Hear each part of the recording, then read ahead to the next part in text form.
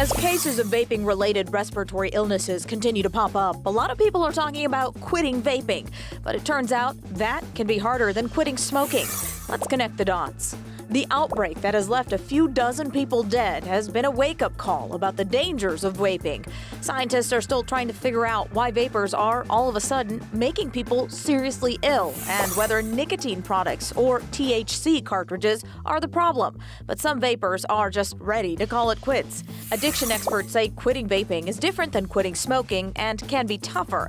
That's because devices like Juul contain high concentrations of nicotine and are smoother to inhale. When it comes to Juul pods, one Juul pod is equal to one pack of cigarettes, and users can go through one in a few hours. So how do you quit? The best advice is to change habits you associate with vaping, get a support system, and use nicotine replacement treatments like gum or patches. Connecting the dots, I'm Rekha Muttaraj for H-Town Rush.